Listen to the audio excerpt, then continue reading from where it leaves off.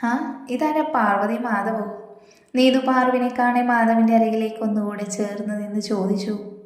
ഓ sorry, Parvathi Madhav എന്നല്ലല്ലോ അല്ലേ, വെറും പാർവതി അല്ലേ? അവളുടെ ശബ്ദത്തിലെ പരിഹാസ്യത മനസ്സിലായി എങ്കിലും ഒന്നും തിരിച്ചു പറഞ്ഞില്ല. എപ്പോഴാ നമ്മുടെ കേസ്? അവൾ ഗൗരവത്തോടെ മാധവനെ നോക്കി. അടുത്തത് നമ്മുടെ ഹിയറിംഗ് ആണ്, താൻ വാ. മാധവ് പുഞ്ചിരിയോടെ പറഞ്ഞുകൊണ്ട് മുന്നോട്ട് നടന്നു. അവൻ്റെ കൂടെ അധികാരത്തോടെ നടന്നു പോകുന്നവളെ കണ്ടപ്പോൾ എന്തുകൊണ്ടോ ഉള്ളിലൊരു വേദന.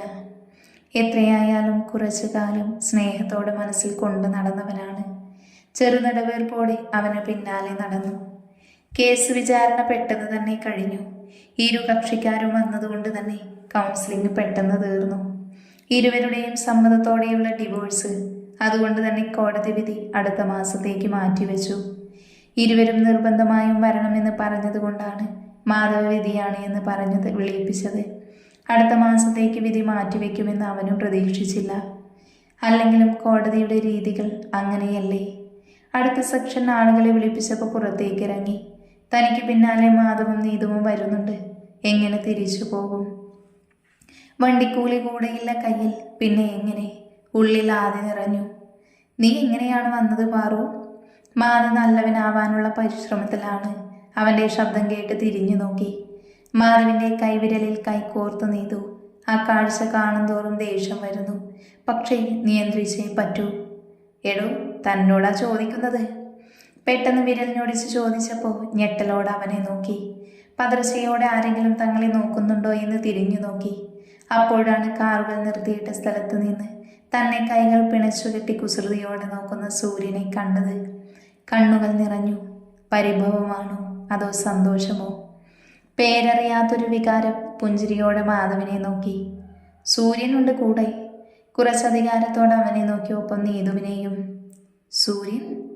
മാധവന്റെ പുരികം ചുളിഞ്ഞു. ഇതേവനെ അങ്ങനെ ഒരു പേര് പാറു പറഞ്ഞ് കേട്ടിട്ടില്ല. ഓ, മാധവിന് അറിയില്ലല്ലോ. വാ, ഞാൻ പരിചയപ്പെടുത്തി തരാം. മാധവിന്റെ മറുകൈ പിടിച്ച് മുന്നോട്ട് നടന്നു. അവളുടെ വലയിലെ ആന്തരികമായി മാധവ മുന്നോട്ട് നടന്നു. നീതുവിന്റെ കൈകൾ മാധവിന്റെ വിരലിൽ നിന്ന് അകന്നു. സൂര്യൻ നോക്കുമ്പോൾ തൻ്റെ അരികിലേക്ക് വരുന്നു പാറു. അവൾക്കൊപ്പം ഒരുവനും. ഒറ്റ നോട്ടത്തിൽ അയാളാണ് അവളുടെ ഭർത്താവെന്ന് തോന്നി. എന്തേ അകത്തേക്ക് വരാതിരുന്നു സൂര്യ? സൂര്യന്റെ അരികിലെത്തിയപ്പോൾ മാധവിന്റെ കൈകൾ പിടിച്ചിരുന്ന പാറുവിന്റെ കൈകൾ അയഞ്ഞു. അധികാരത്തോടെ സൂര്യന് നേരെ ചെന്ന് ചോദിച്ചു. ആദ്യത്തെ ചോദ്യത്തിൽ സൂര്യൻ ഒന്ന് പകച്ചു. വേദയുടെ പ്രശ്നത്തിന് ശേഷം തന്നെ കണ്ട പിടച്ചിലൂടെ മാറുന്നവളാണ്. മുഖത്ത് നോക്കി സംസാരിക്കാത്തവളാണ്. തീർച്ചയായും ഇത് അയാളെ കാണിക്കുവാൻ തന്നെയാണ്. സൂര്യൻ അത് മനസ്സിലായി. അവൻ്റെ ചുണ്ടിൽ പുഞ്ചിരി വിരിഞ്ഞു. ഞാൻ വണ്ടി പാർക്ക് ചെയ്യാൻ പോയതല്ലേ? സൂര്യൻ അവളോട് ചേർന്ന് നിന്നു. ആദ്യം മാധവിനെ പോലെ തന്നെ പാറും ഞെട്ടി. മാധവിൻ്റെ മുഖത്തേക്ക് നോക്കുമ്പോൾ ആ മുഖം വലിഞ്ഞു മുറുകിയിരിക്കുന്നത് കണ്ടു. ഹാ, പരിചയപ്പെട്ടില്ലല്ലോ മാധവ്. ഇതാണ് സൂര്യൻ, എൻ്റെ ബെസ്റ്റ് എവർ ഫ്രണ്ട്. പറയുമ്പോൾ സൂര്യനെ ചേർത്ത് പിടിക്കാൻ മറന്നില്ല പാറു. മാധവിൻ്റെ മുഖത്ത് ഞെട്ടൽ പ്രകടമായിരുന്നു. പക്ഷേ അതവൻ മറച്ചു പിടിക്കാൻ നന്നായി ശ്രമിക്കുന്നുണ്ട്. അതിൽ പരാജയപ്പെടുന്നുണ്ട്. ഹായ്. മാധവ് വലിയ തെളിച്ചമില്ലാത്ത മുഖത്തോടെ സൂര്യന് നേരെ കൈനീട്ടി. മാധവ് കണ്ണുകൾ ഉയർത്തി സൂര്യനെ ആകമാനം നോക്കി. ആ കണ്ണുകളിലെ തീക്ഷ്ണത വല്ലാത്തതാണ്. ആരും കണ്ടാൽ പെട്ടെന്ന് ആകർഷിക്കുന്നവർ. സൂര്യൻ മാധവിന് നേരെ കൈനീട്ടി പുഞ്ചിരിച്ചു. അവൻ്റെ കണ്ണുകളിൽ മിന്നിമറയുന്ന ഭാവങ്ങൾ. പക്ഷേ മാധവിന് മനസ്സിലായില്ല. എന്നാൽ പോയാലോ നമുക്ക്? സൂര്യൻ പാർവിനെ നോക്കി കണ്ണിറുക്കി ചോദിച്ചു. അതിനെന്താ, പോവാലോ. അവൾ പുഞ്ചിരിയോടെ സൂര്യൻ്റെ കൈകൾ കോർത്തു പിടിച്ചു. എന്നിട്ട് നീതുവിനെ ഒന്ന് ഇടം കണ്ണിട്ട് നോക്കി. മാധവ് അവളെ ശ്രദ്ധിക്കാത്തതിൻ്റെ ദേഷ്യം ആ മുഖത്തുണ്ട്. സൂര്യൻ നേരെ കോടതി വളപ്പിന്റെ പുറത്തേക്ക് നടന്നു. അവൻ പോകുന്നത് നോക്കി നിൽക്കെ മാധവന്റെ അരികിലേക്ക് ചെന്ന് പറഞ്ഞു. He's my would be Madhav. സൂര്യൻ പോകുന്നത് നോക്കി നിൽക്കെ പാറു പറഞ്ഞു. മാധവിന്റെ മുഖത്തെ പരിഭ്രമം ആസ്വദിക്കാൻ അങ്ങനെ പറയണമെന്ന് തോന്നി. അവന്റെ മുഖം കുനിയുന്നത് കാണണം. എപ്പോഴെങ്കിലും ചെറിയ സന്തോഷം കിട്ടണ്ടേ? പാറുവിന്റെ മനസ്സിൽ കുറച്ച് നാളുകൾക്ക് മുന്നേയുള്ളത് തന്നെ ഓർമ്മ വന്നു. എല്ലാത്തിനും കാരണക്കാരിയായിരുന്നവൾ തൊട്ടുപുറകിൽ നിൽക്കുന്നു. അവളില്ലായിരുന്നുവെങ്കിൽ ഒരുപക്ഷെ അർച്ചന മരിക്കില്ല. എൻ്റെ ജീവിതം ഇങ്ങനെ ആവില്ല. പാറുവിന് നീതുവിനോട് വല്ലാത്ത ദേഷ്യം തോന്നി. അവൾ നേരെ നീതുവിനരികിലേക്ക് നടന്നു. ഞാൻ വിളിക്കാം കല്യാണത്തിന്, വന്നേക്കണം രണ്ടാളും. ഉണ്ണാൻ. അവളെ നോക്കി പുച്ഛത്തോടെ പറഞ്ഞു. നീതുവിൻ്റെ മുഖം വലിഞ്ഞു മുറുകി. ഹേയ്, പിന്നെ പറ്റിച്ചിട്ടും വെട്ടിച്ചിട്ടും മാധവെന്ന സർനെയിം നീ തട്ടിയെടുക്കാൻ നോക്കിയതല്ലേ? ആ പേര് നീ തന്നെ വെച്ചോ. പേരിൻ്റെ കൂടെ ആ പേരില്ലാത്തതിലും നല്ലത് വെറും പാർവതി എന്ന് വെക്കുന്നതാ. അവൾ നീതുവിൻ്റെ കൈകൾ അമർത്തി പിടിച്ചുകൊണ്ട് പറഞ്ഞു. അവളൊന്നും പറയാതെ തലകുനിച്ചു. പറ്റിച്ചിട്ടും വെട്ടിച്ചിട്ടും ആ വാക്കുകൾ ഇരുവരിലും ഞെട്ടലുണ്ടാക്കി. ഇവൾ എന്തെങ്കിലും അറിഞ്ഞു കാണുമോ എന്ന ഭയം രണ്ടുപേരിലും കാണുന്നുണ്ട്. പാർവതി മാധവ് എന്നതിനേക്കാളും ചേരുക പാർവതി സൂര്യൻ എന്നാണ്. മാധവിൻ്റെ കുനിഞ്ഞ മുഖത്തേക്ക് നോക്കി അവൾ തെല്ലുറക്കെ പറഞ്ഞു. മാധവ് കണ്ണുകൾ ഉയർത്തി പാർവിനെ നോക്കി. വല്ലാത്ത വാശി പോലെ അവൾക്ക് എന്തൊക്കെയോ തിരിച്ചു കിട്ടി. അവളുടെ അഹങ്കാരം അവളിൽ കാണുന്നു. ഞാൻ പറഞ്ഞത് ഓർക്കുന്നു മാധവ്? പാർവതി പറഞ്ഞു തീരാത്ത പോലെ വീണ്ടും അവന് നേരെ നിന്നു. ഇനി എന്ത് എന്ന ഭാവത്തിൽ അവളെ നോക്കി. എന്നെ മാത്രം പ്രണയിക്കുന്ന ഒരുവൻ അവൻ്റെ ഉള്ളിൽ നിറയെ ഞാൻ മാത്രമായിരിക്കണം. ഈ കവിതകളിലൊക്കെ പറയുന്ന പോലെ അവൻ്റെ രക്തത്തിൽ പോലും എന്നോടുള്ള പ്രണയമാവണം. അവൻ്റെ എല്ലാം ഞാനാവണം. അവനെ എനിക്ക് സ്നേഹിക്കണം. ഒരമ്മയെ പോലെ വാത്സല്യം കൊടുക്കണം. ഒരനിയത്തിയെ പോലെ അവനോട് കൊഞ്ചണം. എനിക്ക് വാശി പിടിക്കണം. അവൻ്റെ എല്ലാം ഞാനാവണം. അങ്ങനെ ഒരുവൻ്റെ കൂടെയാണ് എനിക്കിങ്ങനെ ഇരിക്കേണ്ടതെന്ന് അവൾ കിതപ്പോടെ പറഞ്ഞു നിർത്തി. അവൻ ഓർത്തെടുത്തു ആ ദിവസം കുളപ്പടവിൽ വെച്ച് പറഞ്ഞ വാക്കുകൾ. ഒരുപാട് നന്ദി അങ്ങനെ ഒരുവൻ എനിക്ക് തന്നതിൽ. അവൾ പുഞ്ചിരിയോടെ പറഞ്ഞ് തിരിഞ്ഞു നടന്നു. അവൾ പറഞ്ഞതിൻ്റെ അർത്ഥം മുഴുവൻ മനസ്സിലാവാതെ പകപ്പോടെ മാധവും നീതുവും അവളെ തുറിച്ചു നോക്കുന്നുണ്ട്. തിരികെ നടക്കുമ്പോൾ പാറുവിൻ്റെ കണ്ണുകൾ നിറഞ്ഞു തൂവി എന്തൊക്കെയോ വിളിച്ചു പറഞ്ഞു. ജയിക്കാൻ വേണ്ടിയാണെങ്കിൽ കൂടെ താനെപ്പോഴോ ആഗ്രഹിച്ചില്ലേ അങ്ങനെ. ചുണ്ടുകൾ വിതുമ്പി. പക്ഷേ അപ്പോഴേക്കും അവളോട് ചേർന്ന് ഒരുവൻ നടന്നിരുന്നു. നിറഞ്ഞ കണ്ണുകളോടെ നോക്കുമ്പോൾ സൂര്യൻ അവളെ കണ്ണിറുക്കി നോക്കി. പോകാം. അവൻ്റെ കുസൃതിയോടെയുള്ള സ്വരം. ഒന്നും മിണ്ടിയില്ല. വേദനയോടെ അവനെ നോക്കി. അതിലേറെ പ്രണയത്തോടെ. എന്ത് കണ്ണൊക്കെ നിറഞ്ഞിരിക്കുന്നേ? കോടതി വളപ്പിന് പുറം മാറി വണ്ടി പാർക്ക് ചെയ്തിടത്തേക്ക് എത്തിയപ്പോൾ സൂര്യൻ പതിഞ്ഞ സ്വരത്തിൽ അവളോട് ചോദിച്ചു. അപ്പോഴാണ് താൻ അവനെ ചേർത്ത് പിടിച്ചിരിക്കുകയാണ് എന്നവൾ ഓർത്തത്. പെട്ടെന്ന് പിടിവിട്ട് പതർച്ചയോടെ അവനെ നോക്കാതെ വണ്ടിയിൽ കയറിയിരുന്നു. അത് കണ്ണിൽ പൊടി വീണതാ. അവൻ ഡ്രൈവിംഗ് സീറ്റിലേക്ക് ഇരുന്നപ്പോൾ കണ്ണൊക്കെ നേരെയാക്കി തെല്ലുറക്കി അവൾ പറഞ്ഞു. അത് മനസ്സിലായി. ചിരി കടിച്ചമർത്തി വണ്ടിയെടുക്കുമ്പോൾ ഇരുവരുടെയും ചുണ്ടിൽ ചെറുപുഞ്ചിരി തളം കെട്ടി കിടന്നിരുന്നു. ഓട്ടോ നേരെ ചെന്ന് നിർത്തിയതൊരു റെസ്റ്റോറൻറ്റിൻ്റെ മുൻപിലാണ്. പാറു സംശയത്തോടെ നോക്കുന്നത് കാണി അവൻ പുറത്തേക്ക് ഇറങ്ങി. പിന്നിൽ അവൾ ഇരിക്കുന്ന സീറ്റിൻ്റെ അവിടെ കൈവച്ച് അകത്തേക്ക് തലയിട്ടു. വാ, എന്തെങ്കിലും കഴിച്ചിട്ട് പോകാം. നല്ല വിശപ്പുണ്ട്. വയറു തടവി പറയുന്നത് കേട്ടപ്പോൾ അവൾ കണ്ണു പിടിച്ച് അവനെയും മുൻപിലെ കടയിലേക്ക് നോക്കി. എനിക്ക് വിശക്കുന്നില്ല. വാശിയോടെ മുഖം തിരിച്ചു. അവന് ചിരി വന്നെങ്കിലും അത് മറച്ചു പിടിച്ച് അവളെ തന്നെ നോക്കി നിന്നു. ദേ, ഇവിടെ വരെ നിന്നെ എത്തിച്ചുവെങ്കിൽ പൊക്കിയെടുത്ത് ഉള്ളിലേക്ക് കൊണ്ടുപോകാനും സൂര്യനറിയാം. ചെറിയൊരു ഗമാ ശബ്ദത്തിൽ അവൾക്ക് തിരിച്ചറിയാമായിരുന്നു. ഒന്നും മിണ്ടാതെ തല താഴ്ത്തി നിന്നു. എന്നും എനിക്കല്ലേ വെച്ചുണ്ടാക്കി തരുന്നത്? ഇന്ന് നമുക്കൊരുമിച്ച് കഴിക്കാന്നേ. അവൻ്റെ സ്വരം വല്ലാതെ ശാന്തമായപ്പോൾ തികട്ടി വന്ന പുഞ്ചിരിയടക്കി പുറത്തേക്കിറങ്ങി. അത്യാവശ്യം തിരക്കുള്ളൊരു റെസ്റ്റോറൻറ്റ്. അകത്തേക്ക് കയറിയപ്പോൾ പലരുടെയും തീന്മേശയിൽ ചോറും കറികളുമാണുള്ളത്. ഒരുപക്ഷെ സാധാ മീൽസായിരിക്കും ഈ കടയിൽ നല്ലതായി ഉണ്ടാകുന്നത്. ചില കടകൾ ചില വിഭവങ്ങൾക്ക് ഫേമസ് ആവില്ലേ, അതുപോലെ. കൈ കഴുകി ഇരുവരും എതിരെയിരുന്നു. പാർവതിക്ക് അവനെ നോക്കാൻ വല്ലാത്ത ജാള്യത തോന്നി. അന്ന് വേദയുമായി രാത്രിയിൽ കണ്ടപ്പോൾ എന്തൊക്കെയാണ് പറഞ്ഞത്. പോരാത്തതിനിന്ന് മാധവിൻ്റെ മുൻപിൽ വെച്ച് അവൾക്ക് അവളോട് തന്നെ വല്ലാത്ത പരിഹാസം തോന്നി. ഒരു പെണ്ണ് ഇത്ര താഴുമോ? അതും തന്നെ പോലൊരു പെണ്ണ്. അവളിൽ ചിന്തകളുടെ വേലിയേറ്റം കടന്നു വന്നു. അപ്പുവേട്ടനെ പ്രണയിച്ച നാളുകൾ. പേടിയായിരുന്നു ആ മുഖത്ത് നോക്കി പറയുവാൻ. അപ്പുവേട്ടന് നഷ്ടമാകുമെന്ന അവസാന പിടിവള്ളിയും പോയപ്പോഴാണ് തൻ്റെ ഇഷ്ടം തുറന്നു പറഞ്ഞത്. മാധവിൻ്റെ ജീവിതത്തിലും അങ്ങനെ താൻ അങ്ങോട്ടൊന്നും പറഞ്ഞതായുള്ള ഓർമ്മയില്ല. വല്ലപ്പോഴുമൊക്കെ തന്നോട് നിന്ന് സംസാരിക്കാൻ ശ്രമിക്കുന്നവനെ നോക്കിയൊന്ന് പുഞ്ചിരിക്കും, അത്രമാത്രം. പക്ഷേ ഇയാളോട് മാത്രം എന്താ പാറു നീ ഇങ്ങനെ അധികാരം കാണിക്കുന്നത്? മനസ്സ് നൂറാവർത്തി അവളോട് തന്നെ ചോദിച്ചു. മനസ്സിനെ പിടിച്ചു നിർത്തി അവൾ. വേണ്ട, ഇനിയൊരു സങ്കടം കൂടി താങ്ങാനാവില്ല തനിക്ക്. അനുഭവിച്ചത്രയും മതിയായി തനിക്ക്.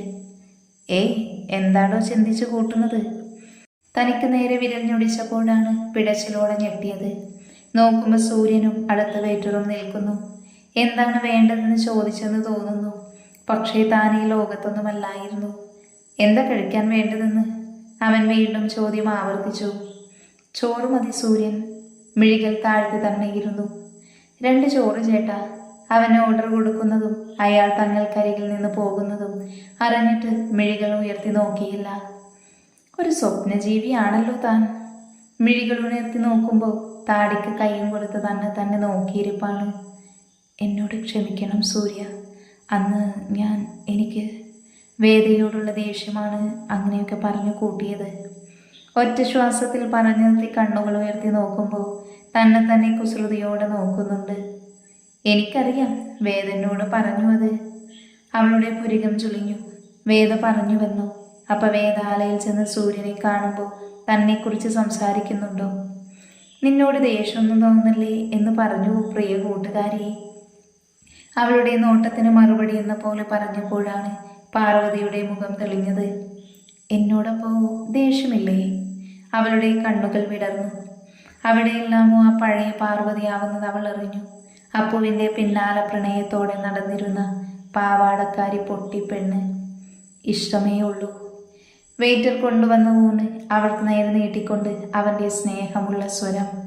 അവളുടെ കണ്ണുകൾ വിരിഞ്ഞു. എന്തുകൊണ്ടോ കവിളുകൾ ചുവപ്പ് പടർന്നു. അത് മറക്കാനെന്ന പോലെ അവൾ കർച്ചീഫ് കൊണ്ട് മുഖമൊന്ന് തുടച്ചു.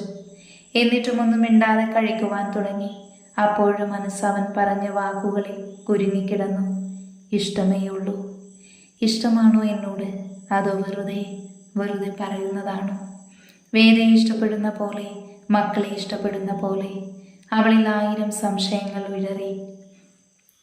മുറ്റത്ത് മക്കളുടെ സംസാരമൊന്നും കേൾക്കാതെ വന്നപ്പോഴാണ് പിന്നിൽ വിറകുതുക്കി വെക്കുന്ന വേദ സംശയത്തോടെ വീടിൻ്റെ അകത്തേക്ക് കയറിയത്. 2 ആളും കൂടി മുറ്റത്ത് കളിക്കുന്നുണ്ട് എന്ന് പറഞ്ഞ് കുറച്ചു മുൻപേ തൻ്റെ അരികിൽ നിന്ന് പോയതാണ്. പിന്നിൽ നിൽക്കുമ്പോൾ തന്നെ ശബ്ദവും കേൾക്കാമായിരുന്നു തനിക്ക്. ഇപ്പൊ കുറച്ചു നേരമായി സംസാരമൊന്നും കേൾക്കാതെ അവൾ മുടി ഉച്ചിയിൽ കെട്ടിവെച്ച് ഉമ്മറത്തേക്ക് വന്ന് നോക്കുമ്പോൾ മക്കൾക്കരികിലിരിക്കുന്ന പ്രവീൺ വേദയുടെ ഉള്ളിൽ കൊള്ളിയാർ മിന്നി. പാറു വീട്ടിലില്ല, അപ്പുറത്ത് സൂര്യനുമില്ല. ഈശ്വര! അവൾ നെഞ്ചിൽ കൈവച്ച് അവിടെ തന്നെ നിന്നു. പവി മക്കൾക്ക് പുതിയ കളിപ്പാട്ടം കൊടുത്ത് തല ഉയർത്തി നോക്കുമ്പോൾ വാതിൽക്കൽ തങ്ങളെ നോക്കി നിൽക്കുന്ന വേദയെയാണ് കാണുന്നത്. അവൻ ചെറുചിരിയാലെ അവൾക്കരികിലേക്ക് നടന്നെടുത്തു. എന്തിനിപ്പോൾ ഇങ്ങോട്ട് വന്നത്? അവൾ ഉള്ളിലെ ഭയം പുറത്ത് കാണിക്കാതെ അവനെ നോക്കി ദേഷ്യത്തോടെ ചോദിച്ചു. എന്തിനാ നീ ഇങ്ങനെ ചൂടാവുന്നേ? ഒന്നുമില്ലേലും ഞാൻ നിന്റെ കെട്ടിയോനല്ലേ? വഷളം ചിരിയോടെ അവൾക്ക് നേരെ വന്നുകൊണ്ട് അവളിലേക്ക് മുഖമടുപ്പിച്ചു. എന്നിട്ട് ആഞ്ഞു ശ്വസിച്ചു. അവനിൽ നിന്ന് മദ്യത്തിൻ്റെ രൂക്ഷഗന്ധം വമിക്കുമ്പോൾ അവൾ വെറുപ്പോടെ മുഖം തിരിച്ചു. ഹോ, ഇന്ന് ആരുടെ മടമാടി നിനക്ക്? ആ കൊല്ലൻ്റെയോ അതോ? അവളുടെ കവളിൽ മുഖമിട്ടുരസി പറയുമ്പോഴേക്കും അവനെ തള്ളി മാറ്റിയിരുന്നു അവൾ. ആരുടെ ആയാലും നിങ്ങൾക്കെന്താ? എന്നെയും എൻ്റെ മക്കളെയും ഇനിയെങ്കിലും ഒന്ന് വെറുതെ വിട്ടൂടെ നിങ്ങൾക്ക്? അമ്മയുടെ ഭാവമാറ്റം കണ്ടിട്ടാണെന്ന് തോന്നുന്നു. മക്കൾക്ക് 2 പേരും പേടിയോടെ വേദക്കരയിലേക്ക് ഓടി വന്നു. പൊന്ന മോളെ, അഴിഞ്ഞാടി സുഖമായി ജീവിക്കാമെന്ന് വിചാരിച്ചോ നീ? അതും ഞാൻ ഇവിടെ ജീവനോടെ ഉള്ളപ്പോൾ? അവനെ തള്ളിയതിനേക്കാൾ വേഗത്തിൽ വന്ന് അവളുടെ കഴുത്തിൽ കൊത്തിപ്പിടിച്ചു അവൻ. ശ്വാസം കിട്ടാതെ പിടയുമ്പോൾ മക്കൾ 2 ആളും കരച്ചിൽ തുടങ്ങി. പവിയൊന്ന് പിടിച്ചു മാറ്റാൻ പോലും ആരുമില്ലാതെ ആ വീട്ടിൽ അവൾ ശ്വാസത്തിനായി പിടഞ്ഞു. അവളുടെ കഴുത്തിൽ കുത്തിപ്പിടിച്ചുകൊണ്ട് അവളെ അകത്തേക്ക് കൊണ്ടുപോയി പവി. നേരെ ഹാളിലേക്ക് കൊണ്ടുപോയി അവളെ ആഞ്ഞു തള്ളി പവി. പെട്ടെന്നുള്ള പ്രവൃത്തിയിൽ അവൾ മുന്നിലേക്ക് വീഴ്ചു വീണു. മേശയുടെ അറ്റത്ത് നെറ്റി തട്ടി മുറിഞ്ഞു. ചോര പൊടിഞ്ഞു. ഇന്ന ഈ പേപ്പറിൽ ഒപ്പിട്, എനിക്ക് പോയിട്ട് വേറെ പണിയുണ്ട്. അവൻ നിസ്സാരമായി കയ്യിലെ കുറച്ച് പേപ്പർ അവൾക്ക് നേരെ നീട്ടി. അവളുടെ പുരികം ചുളിഞ്ഞു. മനസ്സിൽ കൊള്ളിയാൽ മിന്നി. പേപ്പറിൽ ഒപ്പിടാനോ? ഇനി ഡിവോഴ്സ് പേപ്പറിലാണോ? വേദ സംശയത്തോടെ ആ പേപ്പർ എടുത്ത് വായിച്ചു നോക്കി. ഞെട്ടലോടെ കണ്ണുകൾ വിടർന്നു. മേശപ്പുറത്ത് തന്നെ വെച്ചിട്ട് നിഷേധാർത്ഥത്തിൽ തലയാട്ടി. ഡിവോഴ്സ് പേപ്പറല്ല, പകരം ഈ വീടും സ്ഥലവും അയാളുടെ പേരിൽ എഴുതി കൊടുക്കാനുള്ള മുദ്രപത്രം. എന്ത് സംഭവിച്ചാലും അങ്ങനെ ചെയ്യരുത്. ഇവിടെ നിറഞ്ഞായി എങ്ങോട്ട് പോകും? ഒരു ബന്ധുക്കാരുമില്ല സഹായത്തിന്. എന്തു ചെയ്യും? തലച്ചോറിനുള്ളിൽ മൂളക്കം തലകറങ്ങുന്ന പോലെ. അപ്പോഴും പവിയുടെ ഭീഷണി എത്തി. മര്യാദയ്ക്ക് ഒപ്പിട്ടല്ല എങ്കിൽ ഡിവോഴ്സ് നടക്കില്ല. നിന്നെ തിരികെ വീട്ടിലേക്ക് കൊണ്ടുപോകാനുള്ള വഴി എനിക്കറിയാം. അയാൾ അവസരം മുതലെടുക്കുകയാണ്. എന്ത് ചെയ്യണമെന്നറിയാതെ നിൽക്കുമ്പോഴും തള്ളവിരലിൽ നീലമഷി പുരളുന്നതും അയാളത് പേപ്പറിലേക്ക് പടർത്തുന്നതും അറിഞ്ഞു. എന്തൊരു ജന്മമാണ് തൻ്റേത്. സ്വയം വിഴിനീരോടെ പിറുപിറുത്തു. മക്കൾ രണ്ടാളും അമ്മയെ അച്ഛനെന്താണ് ചെയ്യാൻ പോകുന്നതെന്ന് മനസ്സിലാകാതെ വിതുമ്പാൻ തുടങ്ങി. അന്ന് രാത്രി അമ്മ ഒരുപാട് കരഞ്ഞത് രണ്ടാളുടെയും മനസ്സിലേക്ക് വന്നു. അച്ഛയിടയായി അമ്മയോട് ചീത്തയാണ്. കുഞ്ഞു മനസ്സിൽ ആലോചിച്ച് മുറ്റത്തേക്ക് നോക്കി. പാറു വരുന്നുണ്ടോ എന്ന്. പക്ഷേ ആരുമില്ല. ഒന്ന് വിളിക്കുവാൻ പോലും ആരുമില്ല. അല്പനേരം കഴിഞ്ഞപ്പോൾ വേദയും പവയും പുറത്തേക്ക് വന്നു. കരഞ്ഞു വീർത്ത വേദയുടെ കണ്ണുകൾ കാണി മക്കൾ വിതുമ്പലോട് അവളിലേക്ക് ഓടിച്ചെന്നു. എനിക്ക് നിന്നെ മടുത്തടി. ഇനി നിന്റെ മുൻപിൽ ഞാൻ വരില്ല. അല്ലെങ്കിലും നിന്നെ പോലെ ഒരു ദരിദ്രവാസി ആർക്കാണ് വേണ്ടത്? പവി കയ്യിലെ പേപ്പറിലേക്ക് ആകമാനം നോക്കിക്കൊണ്ട് പിറുപിറുത്തു. അങ്ങനെ പറഞ്ഞാൽ മാത്രം പോരാ. പെട്ടെന്ന് വേദയുടെ ശബ്ദമുയർന്നു. പവി കണ്ണു കൂർപ്പിച്ച് അവളെ ഒന്ന് നോക്കി. ഇത്രയും നേരം മിണ്ടാതെ മുങ്ങിക്കൊണ്ട് നിന്നവൾ പെട്ടെന്നാണ് ഇങ്ങനെ പറയുന്നത് എന്നോർത്തു. ഡിവോഴ്സ് പേപ്പറിൽ ഒപ്പിടണം ഇപ്പൊ തന്നെ. അവൾ പെട്ടെന്ന് അകത്തേക്ക് ഓടി. നേരത്തെ തയ്യാറാക്കി വെച്ചിരുന്ന ഡിവോഴ്സ് പേപ്പർ കൊണ്ടുവന്ന് അവന് നേരെ നീട്ടി. ഓ, കണ്ടവൻ വാഴ കിട്ടിയപ്പോ ഇതൊക്കെ നേരത്തെ ഒരുക്കി വെച്ചല്ലേ? അവൻ പറഞ്ഞു തീർന്നതും അവന്റെ മുഖത്ത് അടി വന്ന് വീണിരുന്നു. പവി പതർച്ചയോടെ നോക്കുമ്പോൾ ചുവന്ന് കലങ്ങിയ കണ്ണുകളോടെ വേദ. ആ പുഴുത്ത നാവിൽ നിന്ന് ഇനി എന്നെക്കുറിച്ച് വല്ലതും വന്ന. അവൾ അവനെ നോക്കി അലറി. സ്വബോധം നഷ്ടപ്പെട്ടവളെ പോലെ നിൽക്കുന്നവളെ കാണി അവനൊന്നും മിണ്ടിയില്ല. അല്ലെങ്കിലും തനിക്ക് വേണ്ടതെല്ലാം നേടിയെടുത്തല്ലോ. ഇനി ഈ ബന്ധത്തിനും താല്പര്യമില്ല. അവൻ പുച്ഛത്തോടെ ചുണ്ടുകൂട്ടി. നീ തല്ലിയതിന് തിരിച്ചു തരാൻ അറിയാഞ്ഞിട്ടല്ല, വേണ്ടാന്ന് വെച്ചിട്ടാ. പേപ്പറിൽ ഒപ്പിട്ട് അവൾക്ക് നേരെ നീട്ടുമ്പോൾ പവി പല്ലിറുമി. ദേ, വൈകുന്നേരം ആവുമ്പോൾ ഞാൻ വരും. അപ്പോഴേക്കും പെട്ടിയും കിടക്കയും എടുത്ത് ഇറങ്ങിക്കോണം, കേട്ടല്ലോ? അവളെ നോക്കി വിരൽ ചൂണ്ടി പറയുമ്പോൾ വാശിയോടെ അവൾ അവനെ തുറിച്ചു നോക്കി. കണ്ണുകൾ അപ്പോഴും നിറഞ്ഞൊഴുകുന്നുണ്ട്. നശിച്ചു പോവുകയുള്ളൂ നിങ്ങൾ. അവൾ മനസ്സറിഞ്ഞ ശാപവാക്കുകൾ അവന് നേരെ തുപ്പി. ഒന്ന് പോയടി. അത് കേൾക്കി അവൻ പുച്ഛത്തോടെ മുഖം കൂട്ടി. ഒരിക്കൽ ഒരുപാട് സ്നേഹിച്ചവനാണ്. തൻ്റെ പ്രണയമായിരുന്നു. ഇന്ന് അയാൾക്ക് അവളോട് തന്നെ വെറുപ്പ് തോന്നുന്നു. വേദ അപ്പോഴും തലകുനിച്ച് തന്നെ നിന്നു. കിടപ്പാടമാണ് അയാൾക്ക് എഴുതി കൊടുത്തിരിക്കുന്നത്. ഈ വീടും സ്ഥലവും ഇല്ലെങ്കിൽ അയാൾ ഡിവോഴ്സ് തരില്ലത്രേ. എന്തിനാണ് ഇങ്ങനെ ഉപദ്രവിക്കുന്നത്? അയാളുടെ ജീവിതത്തിൽ നിന്ന് പാടെ ഇറങ്ങി പോന്നവളല്ലേ ഞാൻ. പിന്നെയും പിന്നെയും എന്തിനാണ് ഇങ്ങനെ ക്രൂശിക്കുന്നത്? അവൾ കുഞ്ഞുങ്ങളെ നെഞ്ചോട് അടക്കി പിടിച്ചു. അപ്പം എങ്ങനെയാ? 2 നാളെ തന്നെ ഇറങ്ങുമല്ലേ വീട്ടിൽ നിന്ന്? അവൻ ഉടുത്ത മുണ്ട് മടക്കി കുത്തി അവളെ വിജയശിരിയോടെ നോക്കി.